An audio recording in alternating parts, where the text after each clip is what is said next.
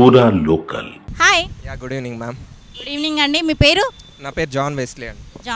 John, ఇప్పుడు మనకి ఈ మధ్య కాలంలో సైబర్ క్రైమ్స్ అనేది బాగా ఎక్కువగా అవుతున్నాయి. సో అమౌంట్ కానీ, ఆన్లైన్ పేమెంట్స్ అని, లింక్స్ ఇట్లాంటివి, ఓటీపీస్ కానీ, సో ఇట్లాంటివి మీరు ఏమైనా ఫేస్ చేశారంటారా?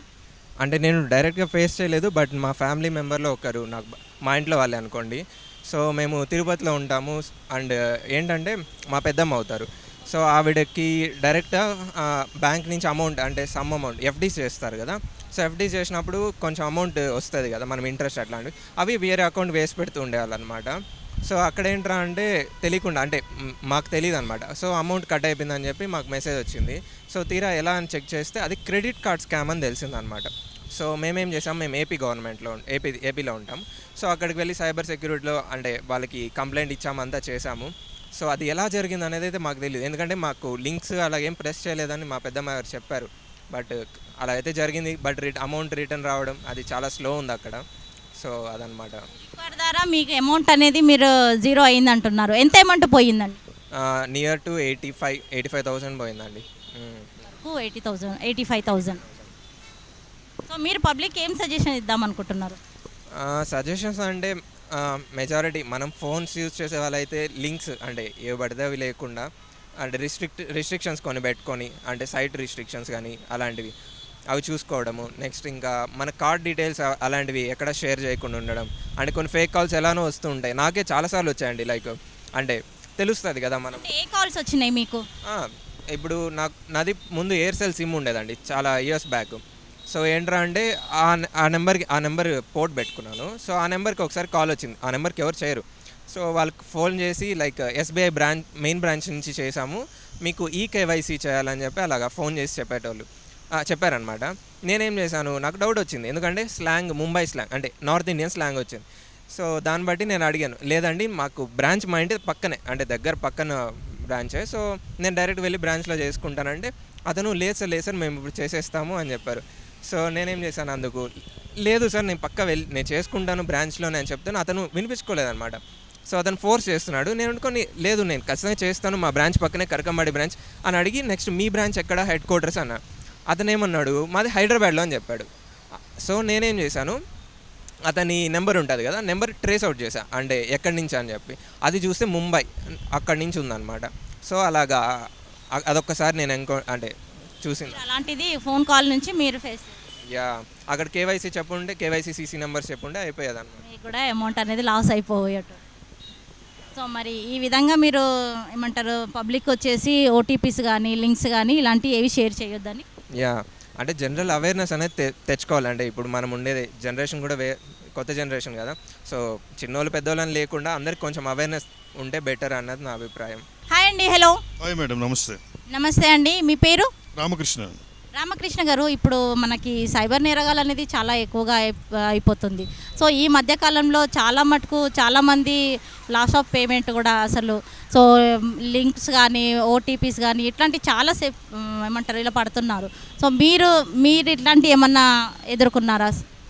నేను ఇప్పుడు దాకా ఎదుర్కోలేదు మేడం. నేనేంటంటే నేను ముందు నాలెడ్జబుల్ అవుతూ ఉంటాను, అప్డేట్ అవుతూ ఉంటాను. సోషల్ మీడియాలో వచ్చే న్యూస్కి, అంటే ఎటువంటి ఓటీపీస్ మనం క్లిక్ చేయడం వల్ల మనం ప్రాబ్లమ్స్ ఫేస్ చేస్తాం, ఎటువంటి లింక్స్ క్లిక్ చేయడం వల్ల రాంగ్ ఐడీస్ ఏంటి, రాంగ్ పాస్వర్డ్స్ ఏంటి, రాంగ్ ఓటీపీస్, పబ్లిక్ కూడా they should knowledgeable regarding all those things.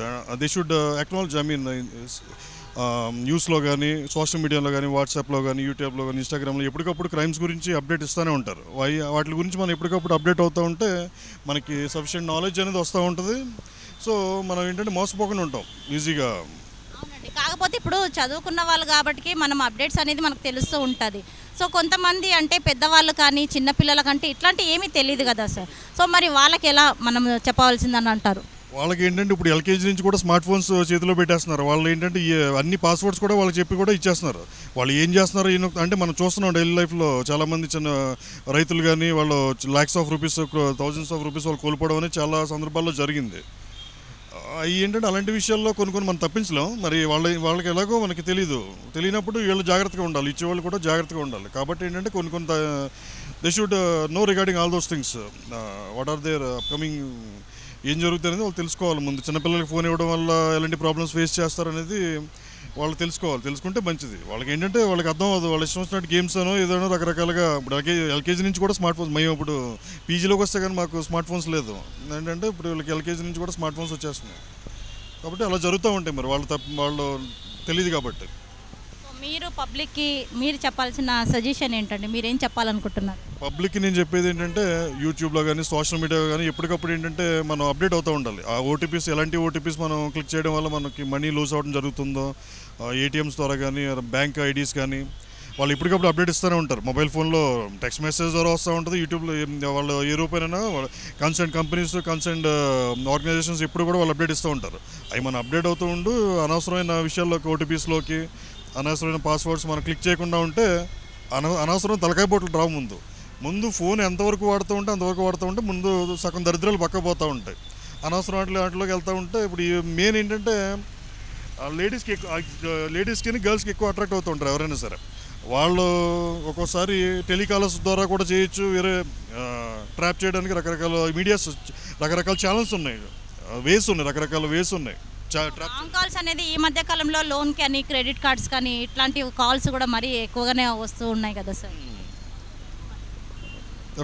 Wrong calls అని కాకుండా మీరు లోన్కి అప్లై చేసుకుంటారా, క్రెడిట్ కార్డ్స్ మీకు కావాలని ఇలాంటి కాల్స్ వస్తూ ఉంటాయి. సో ఇట్లాంటి వీటి మీద మీరు అదే చెప్తున్నాను కదా, అనవసరమైన వాటికి వెళ్ళకూడదు. మనకి ఏంటనేది ఒరిజినల్స్ ఏంటనేది మనకు తెలుస్తూ ఉంటాయి. ఒకసారి మనం నెట్లో సెర్చ్ చేస్తే ఒరిజినల్ ఐడీస్ ఎలా ఉంటాయి, ఒరిజినల్ ఆర్గనైజేషన్ యొక్క లింక్స్ ఎలా ఉంటాయి, కంపెనీస్ లింక్స్ ఎలా ఉంటాయి అని మనం ఇప్పుడు యూట్యూబ్లో ఎప్పటికప్పుడు చెప్తూనే ఉంటారు మనకి యూట్యూబ్ ఛానల్స్ వాళ్ళు. ఏంటంటే మనం వాటిని ఫాలో అవుతూ ఉంటే చాలా వరకు వీటిని అరికట్టవచ్చు, ప్రొడక్ట్ అవ్వచ్చు, మనం సేఫ్ గార్డ్ అవ్వచ్చు. ముందు డబ్బులు పోయాక ఏడుస్తూ బాధపడుతున్నాం కదా, అప్పుడు కూర్చొని బాధపడిన ఉపయోగం ఉండదు కదా. ఎప్పటికప్పుడు ఒకవేళ మిస్ అయినా మనం అనుకోకుండా పొరపాట్లు జరిగినా మనకు సైబర్ క్రైమ్స్ రిపోర్ట్ చేస్తే వాళ్ళు దాదాపుగా చాలా మటుకు కూడా ఇప్పుడు ఏమంటారు కంప్లైంట్ చేసినా కూడా అమౌంట్ అనేది బ్యాక్ అనేది కూడా ఇంకా రావడం అందరికీ రావట్లేదు. కొంతమందికి వస్తున్నాయి, అందరికీ రావట్లేదు. అదేంటంటే అందరికీ న్యాయం జరగదు. ఇప్పుడు దాన్నే కర్మ అంటారు. అవి ఏంటంటే ఎలా జరగాల్సి ఉంటే అలా జరుగుతూ ఉంటుంది. అవి కొంతమందికి వచ్చి వాటికి వస్తూ ఉంటాయి, రానాళ్ళు రావు. హాయ్ సార్, మీ పేరు సార్?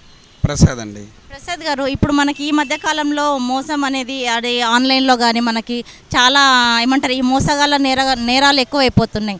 ఆన్లైన్ షాపింగ్ ద్వారా కానీ, క్రెడిట్ కార్డ్స్ ద్వారా కానీ మీకు అలా విధంగా ఏమన్నా జరిగిందా సార్? అట్లా నాకేం జరగలేదండి. మీ అవగాహన ఏంటి సార్? ఏం దాని మీద సరైన చర్యలు తీసుకోవాలి పోలీసులు, అంతే. అంటే ఇప్పుడు కాల్ చేసి మీకు ఎస్ఎంఎస్ ద్వారా కానీ ఓటీపీ వచ్చింది మీరు మెసేజ్ చేయండి అని ఇలా అడుగుతూ ఉంటారు కదా సార్, మీకు అలా ఎప్పుడన్నా జరిగిందా? నాకు ఎప్పుడు జరగదు. మీరు ఇచ్చే సజెషన్ ఏంటి సార్ పబ్లిక్కి? ఏముందా, క్రెడిట్ కార్డుల వాళ్ళు వేధింపులు ఆగాలి. క్రెడిట్ కార్డుల వాళ్ళు ఒకటే బెదిరింపు కాల్స్. క్రెడిట్ కార్డులు డబ్బులు కడతారు, తీసుకుని వాళ్ళు ఎందుకు కట్టరు? ఈ సాఫ్ట్వేర్ జాబులు ఉండిపోయి నానా ఇబ్బందులు పడుతున్నారు. వాళ్ళు ఖచ్చితంగా కడతారు. క్రెడిట్ కార్డుల వాళ్ళు వేధింపులు తగ్గాలి ఫస్ట్, దానికి పోలీసు వాళ్ళు సరైన చర్యలు తీసుకోవాలి, అంతే. హాయ్ అండి, మీ పేరు? అదీప్ కుమార్ అండి. అదీప్ కుమార్. అదీప్ కుమార్, మరి ఈ మధ్య కాలంలో మనకి లోన్స్ తీసుకోమని కాల్స్ చేయడము, ఇట్లా మీకు ఎస్ఎంఎస్లు కానీ మీరు లోన్కి అప్లై చేశారు అని మీకు ఏమైనా కాల్స్ అట్లా వచ్చాయండి? చాలా వచ్చినాయండి. అవి అన్నీ వచ్చినా కూడా నేను ఏంటంటే స్పామ్ కాల్స్ అన్నీ డిటెక్ట్ చేస్తాయి. ఒక్కోసారి ఇంకా స్పామ్ కాల్ డిటెక్ట్ చేసిన అమెజాన్ ఇవి అని ఒకటి వస్తూనే ఉంటాయి. ఏది మనం ఆర్డర్ పెట్టుకున్న తర్వాత ఇవి వస్తాయి కదా, ఆ స్పామ్ కాల్స్ అని మళ్ళీ తీసేసిన. కానీ ఇంకా లేవంగా పొద్దునుంచి సాయంత్రం కానీ నైట్కు 1 కూడా మెసేజ్లు వస్తాయి, లోన్ తీసుకోవాలి నీకు 50,000 లోన్ అవైలబిలిటీ అని. అవి తీసుకోమని తీసుకుంటారు. ఆఖరికి ఇన్స్టాగ్రామ్లో అయినా మెసేజ్లు వస్తున్నాయి. ఈ మధ్య టెలిగ్రామ్లో కూడా అయ్యే వస్తున్నాయి ఎక్కువ. దానివల్ల మనకి యాప్లు కూడా ఇప్పుడు బాగా యాప్స్ కూడా వచ్చినాయి కదండి. ఈ గేమ్స్ వల్ల మీకు అమౌంట్ అనేది వస్తుంది, అమౌంట్ కలెక్ట్ చేసుకోవచ్చు అని. అలా మీకు యాప్లు కానీ మీరు యాప్లు ఏమైనా డౌన్లోడ్ చేసుకొని అలా గేమ్స్ కానీ ఏమైనా ఆడారా? నేను ఇప్పుడు వరకు గేమ్స్ ఇదివరకు అంటే ఇది ఫ్రీ ఫైర్, పబ్జీ ఆడేవాడిని. కానీ ఇంకా తర్వాత గేమ్స్ అనేది ఆడట్లేదు ఎక్కువ.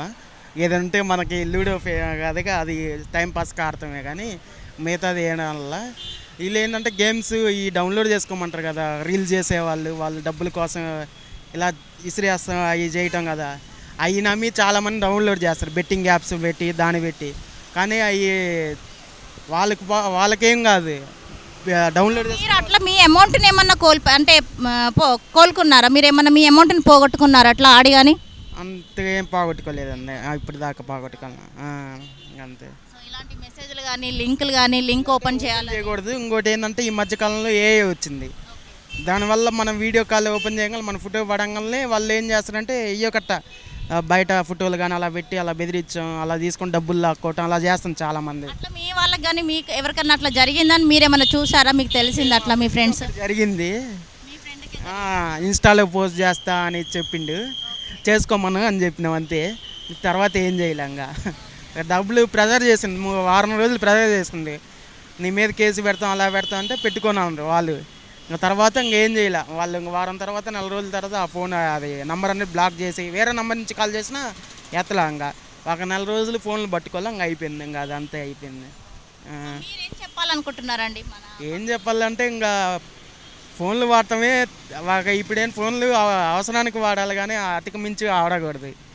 ఏంటంటే ఈ మధ్యకాలంలో ఎవరెవరితో చాటింగ్ చేస్తున్నారు అమ్మాయిలు, అది కూడా అర్థం కావాలి, అది కూడా చూసుకోవాలి. అసలుకి ఎవరు పెడితే వాళ్ళు చాటింగ్ చేస్తుండ్రు, ఆ డబ్బులు పోవటం ఈ డబ్బులు పోవటం.